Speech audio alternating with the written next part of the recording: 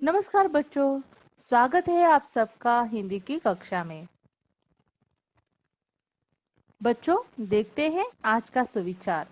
बुराइयों से दूर रहने का एक ही तरीका है, अच्छे विचारों को अपने जीवन में आने दीजिए।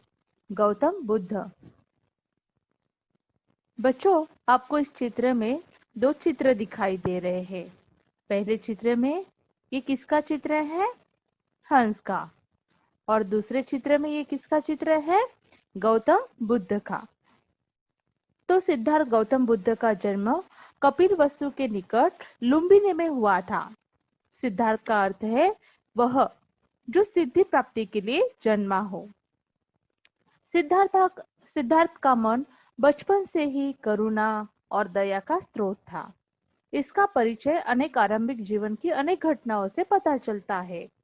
घोड़दौड़ में जब घोड़े दौड़ते और उनके मुंह से झाग निकलने लगती, तो सिद्धार्थ उन्हें थका जानकर वहीं रोक देता और जीती हुई बाजी हार जाता।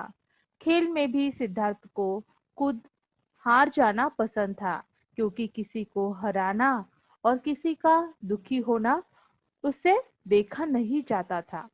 तो बच्चों, ऐसा ही एक पाठ हम पढ़ने वाले हैं, जिससे सिद्धार्थ के मन में जीव जंतुओं, पशु पक्षियों के प्रति प्रेम, दया, करुणा आदि भाव कैसे थे, जिसके कारण उन्होंने घायल पक्षी के प्राणों की रक्षा किस तरह की।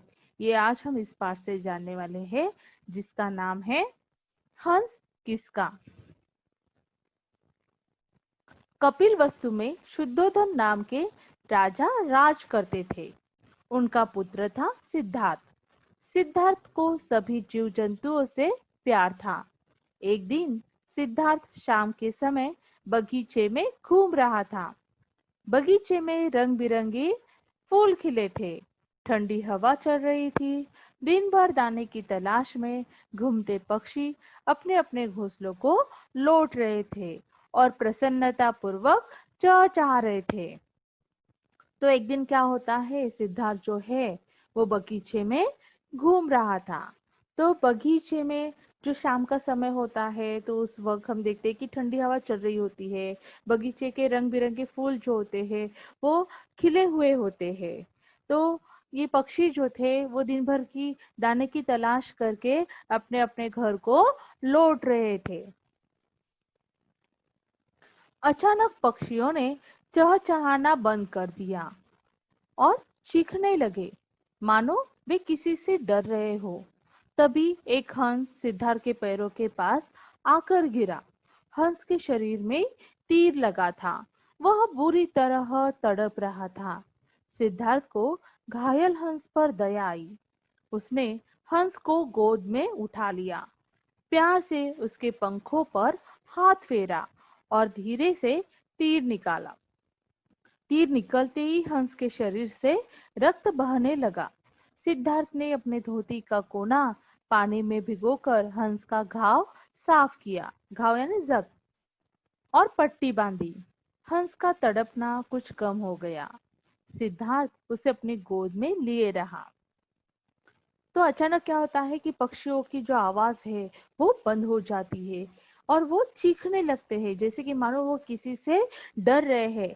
तो उसी वक्त क्या होता है कि सिद्धार्थ के पैरों के पास एक हंस जो है वो आकर गिर जाता है। तो हंस के शरीर में एक तीर लगा था, तीर यानी बाण। वह बुरी तरह तड़प रहा था। तो सिद्धार्थ को उस घायल हंस पर जो है वो दया आती है और वो क्या करता है, उस हंस को अपने गोद में उठा लेता है और प्यार से उसके पंखों पर हाथ फेरता है और धीरे से उसके शरीर में से वो तीर जो है वो निकाल देता है।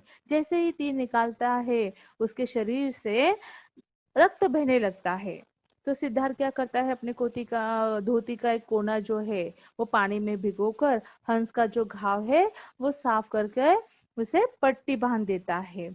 तो हंस का तड़पना जो है, दर्द जो है वो थोड़ा कम हो जाता है और सिद्धार्थ क्या करता है, उस हंस को अपनी गोद में ही लिए रहता है। तभी वहां उसका चचेरा भाई देवदत्त आ गया। उसने कहा, इस हंस को मैंने मारा है, अतः यह हंस मेरा है, इसे मुझे दे दो। सिद्धार्थ बोला, नहीं, मैं इसे तुम्हें नहीं दूंगा। यह मेरी शरण में आया है, मैंने इसकी जान बचाई है। इस पर देवदत्त झगड़ने लगा। तो उसी वक्त क्या होता है, उसका जो चचेरा भाई है, चाचा का लड़का जो होता है, उसे कहा जाता है चचेरा भाई। तो तभी वहां पर उसका चचेरा भाई जो है देवदत्त, वो आ जाता है और वो सिद्धार्थ से कहता है कि इस हंस को मैंने मारा है, इसीलिए ये हंस तुम मुझे दे दो। तो उस वक्त सिद्धार्थ बोलता है कि नहीं नहीं, मैं इसे तुम्हें नहीं दूंगा, क्योंकि ये मेरी शरण में आया है। शरण में यानी सुरक्षित स्थान पर, यानी पनाह में, मैंने इसकी जान बचाई है। इस पर देवदत्त उसके साथ झगड़ने लगा।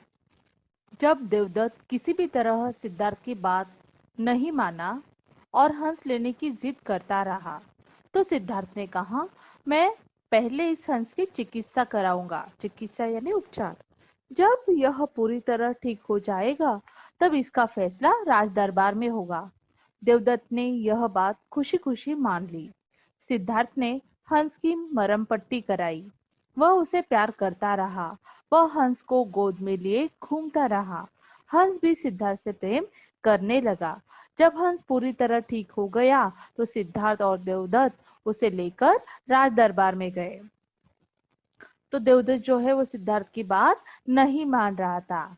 तो उस वक्त सिद्धार्थ ने उसे कहा कि देखो, पहले मैं इस हंस की चिकित्सा कराऊंगा, उस पर उपचार कराऊंगा, और जब ये पूरी तरह से ठीक हो जाएगा, तब हम इसका फैसला जो है वो राज दरबार में करेंगे। तो ये बात जो है देवदत्त ने खुशी खुशी से मान ली। तो सिद्धार्थ ने क्या किया, उस हंस की मरहम पट्टी कराई, उसके साथ वो प्यार से रहा, उसे हमेशा वो गोद में लेकर घूमता रहता था। उसने उस हंस की देखभाल की, उसे साथ प्रेम से व्यवहार किया, और जब हंस पूरी तरह ठीक हो गया, तो उस वक्त सिद्धार्थ जो है वो देवदत्त के साथ उसे लेकर राज दरबार गया। सिद्धार्थ ने राजा को पूरी बात बताई। उसने कहा, मैंने हंस को बचाया है, इसलिए ये हंस मुझे मिलना चाहिए। देवदत्त बोला, नहीं, मैंने इसे तीर मारा था, यह हंस मेरा है, मैं इसे लूंगा। राजा ने दोनों की बात ध्यान से सुनी। फिर उन्होंने उस भोले हंस को देखा। उन्होंने कहा, मारने वाले से बचाने वाला महान होता है, इसलिए हंस सिद्धार्थ को मिलना चाहिए। तो सिद्धार्थ और देवदत्त जब राजा के पास गए, तो सिद्धार्थ ने सारी बात जो है वो राजा को बताई। और फिर सिद्धार्थ ने राजा से कहा कि मैंने इस हंस को बचाया है, इसलिए ये हंस जो है वो मुझे मिलना चाहिए। तो देवदत्त क्या कहता है कि नहीं, इसे मैंने तीर मारा था, इसलिए ये हंस मुझे मिलना चाहिए।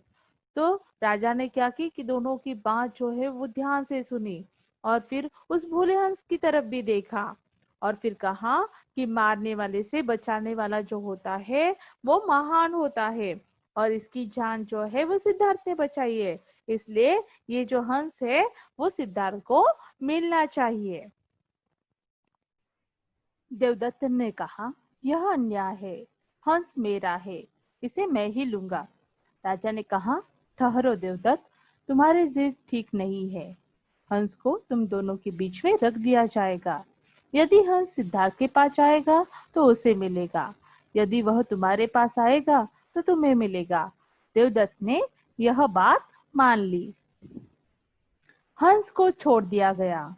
सिद्धार्थ और देवदत्त दोनों हंस की ओर हाथ फैलाकर उसे पुकारने लगे।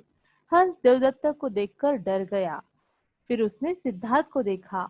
वह दौड़कर सिद्धार्थ की गोद में चढ़ गया। अपने आप यह सिद्ध हो गया कि मारने वाले से बचाने वाले का अधिकार अधिक है। तो हंस को क्या कर दिया गया कि सिद्धार्थ और देवदत्त दोनों के बीच में छोड़ दिया गया। उस वक्त सिद्धार्थ और देवदत्त दोनों भी हंस की ओर हाथ फैलाकर उसे पुकारने लगे।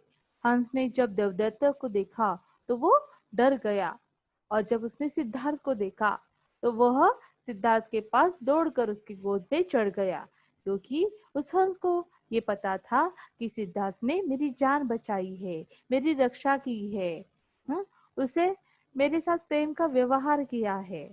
तो इसलिए हंस जो है वो सिद्धार्थ के पास दौड़कर चला गया। तो इससे ये साबित हो जाता है कि मारने वाले से बचाने वाला जो होता है उसका अधिकार अधिक होता है।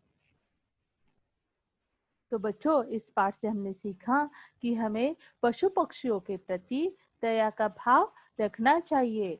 शिकार के नाम पर हमें पशु पक्षियों को अनावश्यक रूप से मारना गलत बात है। कभी भी हमें किसी भी पशु पक्षियों की शिकार नहीं करनी चाहिए।